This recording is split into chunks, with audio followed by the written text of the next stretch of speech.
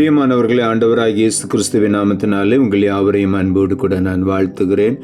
ஆண்டவர் கிருபையாய் நமக்கு கொடுத்த இந்த புதிய நாளுக்காக முதலாவது நாம் ஆண்டவருக்கு நன்றி சொல்லுவோம். கர்த்தரின் வெளிச்சம் ஜீவனின் பலனும் கிருபையாய் ரட்சிப்புமானார். கர்த்தரின் வெளிச்சம் ஜீவனின் பலனும் கிருபையாய் ரட்சிப்புமானார். அஞ்சிடாமல் கலங்காமல் பயமின்றி திகிலின்றி அனுதீனம் வாழ்ந்திடுவேன். காலையும் மாலைய வேளையும் கர்த்தரை கருத்துடன் பாடிடுவேன். இந்த நாளுக்கு அந்த ஆண்டவர் கொடுக்கிற ஒரு வார்த்தை ஏசாயா தீர்க்கதரிசன புஸ்தகம் 60வது அதிகாரம் 20வது வசனம். ஏசாயா 60:20. கர்த்தரே உனக்கு நித்திய வெளிச்சமாயிருப்பார், உன் துக்க நாட்கள் முடிந்து போகும். இங்கே ஆண்டவருடைய வார்த்தை சொல்லுகிறது, கர்த்தர் ஒருவரே உனக்கு நித்திய வெளிச்சமாய், மாறாத வெளிச்சமாய், உனக்காக பிரகாசிக்கிற ஒரு வெளிச்சமாய் என்றென்றைக்கும் உன்னோடு கூட இருப்பார் என்று இங்கே ஆண்டவருடைய வார்த்தை சொல்லுகிறது. ஆகவே இந்த காலை வேளையிலே நாம் அதை நமக்கு உரிமையாக எடுத்துக்கொள்வோம். கர்த்தர் எனக்கு நித்திய கால வெளிச்சமாய் பிரகாசிப்பார், என்னோடு கூட இருப்பார். உன் துக்க நாட்கள் முடிந்து போம் என்று அந்த வார்த்தை சொல்லுகிறது. இந்த காலை வேளையிலே அதை நாம் விசுவாசத்தோடு ஏற்றுக்கொள்ளும். என்னுடைய துக்க நாட்கள் இன்றோடு முடிவடைகிறது என்று நாம் விசுவாசித்தால் தேவனுடைய மகிமையை இந்த காலை வேளையில பார்ப்போம். நம்முடைய துக்கமெல்லாம் சந்தோஷமாய் மாறிவிடும். சங்கீதங்களின் புஸ்தகம் 119ஆம் அதிகாரம் 105வது வசனம் சொல்லுகிறது, உம்முடைய வசனம் என் கால்களுக்கு தீபமும் என் பாதைக்கு வெளிச்சமுமாயிருக்கிறது. கர்த்தர் உனக்கு நித்திய வெளிச்சமாய் இருப்பார் என்றால் இங்கே வேதம் தெளிவாய் சொல்லுகிறது, கர்த்தருடைய வசனம் நம் ஒவ்வொருடைய கால்களுக்கு தீபமாய் இருக்கிறது. நாம் நடந்து செல்லுகிற பாதைக்கு அது வெளிச்சமாய் வெளிப்படுகிறது. ஆகவே இந்த காலை வேளையில வசனத்தை அதிகமாய் நாம் பற்றிக்கொள்வோம். அதுதான் நம்முடைய வாழ்க்கையிலே நித்திய வெளிச்சம். ஏனென்றால் ஆண்டவருடைய வார்த்தை சொல்லுகிறது, வானமும் பூமி ஒளிந்து போகும், ஆனால் வார்த்தைகள் ஒரு நாள் ஒளிந்து போகாது, வார்த்தை ஒரு நாளும் அழிந்து போகாது. ஆகவே தான் ஆண்டவருடைய வார்த்தை சொல்லுகிறது, அது என் கால்களுக்கு தீபம், என்னுடைய பாதைக்கு வெளிச்சமாய் இருக்கிறது.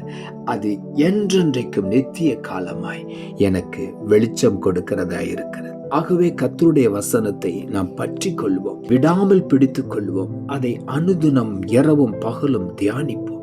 நிச்சயமாக அந்த வார்த்தைக்குள் இருக்கிற பலன், அந்த ஜீவன் நம்மை வழிநடத்தி நம்மை வளமாக காத்துக்கொள்ளும். சங்கீதங்களின் புஸ்தகம் 18ஆம் அதிகாரம் 28ஆம் வசனம் சொல்லுகிறது, தேவரீர் என் விளக்கை ஏற்றுவீர், என் தேவனாகிய கர்த்தர் என் இருளை வெளிச்சமாக்குவார். இந்த காலை வேளையில் ஆண்டவருடைய வார்த்தை சொல்லுகிறது, தேவரீர் என் விளக்கை ஏற்று. ஒருவேளை நம்முடைய வாழ்க்கையின் விளக்கு மங்கி எரிந்து கொண்டிருக்கலாம். ஆண்டவர் இந்த காலை வேளையில மறுபடியும் அந்த திரியை நன்றாக எரிய ஆண்டவர் தீண்டி விடுவார். ஆகவே இந்த காலை வேளையில நம்முடைய வாழ்க்கை பிரகாசிக்கிற ஒரு வெளிச்சமாய் இருக்க வேண்டும். ஆகவே தான் இங்கே எழுதப்பட்டிருக்கிறது, தேவரீர் என் விளக்கை ஏற்றுவீர், என் தேவனாகிய கர்த்தர் என் இருளை வெளிச்சமாக்குவார். இந்த காலை வேளையில எந்தெந்த பகுதியில இருள் இருக்கிறதோ அதை ஆண்டவராகிய இயேசு கிறிஸ்துவின் வல்லமை இப்பொழுது இறங்கி அந்த இருளை முற்றிலுமாய் மாற்றுகிறது. ஆகவே தான் வேதம் சொல்லுகிறது, நீர் என் விளக்கை ஏற்றுவீர், என் தேவனாகிய கர்த்தர் என் இருளை வெளிச்சமாக்குவார். கொஞ்சம் இருள் அது அநேக நேரங்களில் நம்மை வேதனைப்படுத்துகிறது. இந்த காலைவெளியில் ஆண்டவர் சொல்லுகிறார், அந்த இருளை அந்த இடத்தில் இராதபடி நான் அகற்றி போடுவேன். ஆகவே இந்த காலை வேளையில நமக்கு முன்பாக இருக்கிற இருளை ஆண்டவர் வெளிச்சமாய் மாற்றுவார். நம்முடைய விளக்கை ஆண்டவர் ஏற்றுவார். நாம் மற்றவர்களுக்கு வெளிச்சம் கொடுப்போம். மத்தேயு எழுதின சுவிசேஷம் 5ஆம் அதிகாரம் 14ஆம் வசனம் சொல்லுகிறது, நீங்கள் உலகத்துக்கு வெளிச்சமாயிருக்கிறீர்கள், மலை மேல் இருக்கிற பட்டணம் மறைந்திருக்க மாட்டாது என்று. இந்த காலை வேளையில நாமும் மலை மேல் இருக்கிற ஒரு பட்டணமாய் இந்த காலை வேளையில ஆண்டவருடைய சமூகத்திலே நாம் அர்ப்பணிப்போம். நிச்சயமாகவே ஆண்டவர் நம் பிரகாசிக்க பண்ணுவார். ஆண்டவர் நம்முடைய முகத்தை பிரகாசிக்க பண்ணுவார். நம்முடைய வாழ்க்கையை பிரகாசிக்க பண்ணுவார். நாம் உலகத்திற்கே வெளிச்சம் கொடுக்கிறவர்களாய் மாறும். ஆகவே தான் ஆண்டவருடைய வார்த்தை சொல்லுகிறது, நீங்கள் உலகத்துக்கு வெளிச்சமாய் இருக்கிறீர்கள். மலை மேல் இருக்கிற பட்டணம் மறைந்திருக்க மாட்டாது. அதே போல இந்த ஆண்டவருடைய நாமத்துக்கு மகிமையாக ஒவ்வொருவருடைய வாழ்க்கையும் உயர்த்தப்பட வேண்டும். அவர்கள் மேன்மைப்படுத்தப்பட வேண்டும். அவருடைய வெளிச்சம் எல்லார் மத்தியிலும் பிரகாசிக்க வேண்டும். இந்த காலை வேளையில ஒவ்வொரு தேவ பிள்ளைகளையும் எழுந்து பிரகாசிக்க பண்ண போகிறபடியினால் உமக்கு நன்றி. எல்லா பலவீனத்தின் கிரியைகளும் மறைந்து போவதாக சொல்லி ஜெபிக்கிறேன். யோவான் எழுதின சுவிசேஷம் 16ஆம் அதிகாரம் 20ஆம் வசனம் சொல்லுகிறது, மெய்யாகவே மெய்யாகவே நான் உங்களுக்கு சொல்லுகிறேன், நீங்கள் அழுது புலம்புவீர்கள், உலகமோ சந்தோஷப்படும்.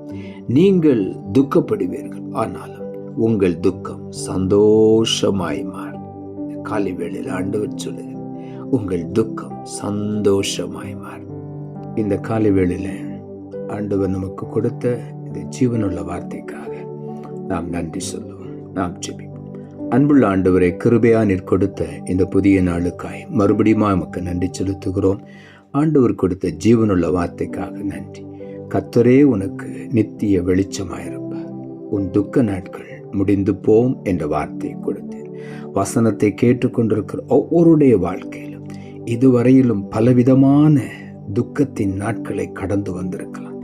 இந்த காலை வேளையில எல்லா துக்க நாட்களுக்கு ஒரு முடிவை தந்து ஒருவருடைய வாழ்க்கையிலும் நீர் நித்திய வெளிச்சமாய் பிரகாசித்து அவருடைய வாழ்க்கையை நீர் ஆசீர்வதித்து மேன்மைப்படுத்தி உயர்த்து. இனிமேல் எந்த துக்கமும் வராதபடி காத்துக்கொள்ளும். எப்பொழுதும் சந்தோஷத்தோடு மகிழ்ச்சியோடு காணப்பட உதவி செய்யும். தாழ்த்துகிறோம். இரட்சகர் இயேசுவின் நாமத்தில் ஜெபிக்கிறோம் நல்ல பிதாவே, ஆமென்.